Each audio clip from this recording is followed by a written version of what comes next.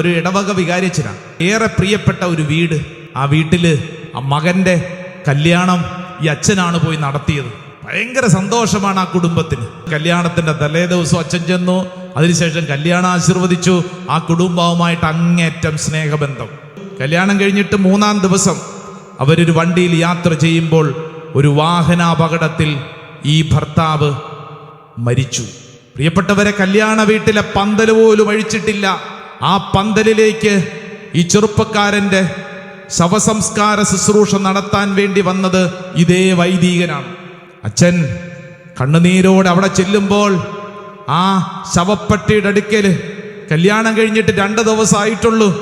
പെണ്ണിരുന്ന് വാവിട്ട് നിലവിളിക്കുന്നുണ്ട്. വിവാഹ ജീവിതത്തിന്റെ ആദ്യത്തെ 2 ദിനങ്ങളെ കഴിഞ്ഞിട്ടുള്ളൂ. ദൈവമേ, ഇതെന്താ?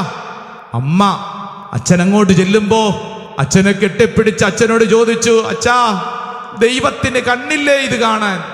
ഇതെന്താ ഇങ്ങനെ? ദൈവത്തിന് കണ്ണില്ലേ ഇത് കാണാൻ? ചില സംഭവങ്ങൾക്ക് മുമ്പിൽ എൻ്റെ പ്രിയപ്പെട്ടവരെ നമ്മളും ചോദിക്കും, ഓ, ദൈവം ഇത്ര ക്രൂരനോ? ദൈവത്തിന് കണ്ണില്ലേ കാണാൻ?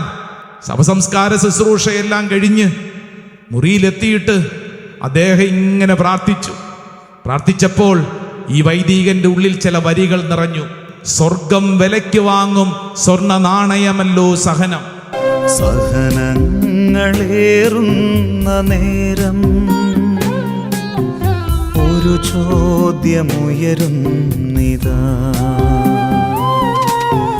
ദൈവത്തിനു കണ്ണില്ലെന്നോ എൻ്റെ സഹനങ്ങൾ കാണുന്നില്ലേ?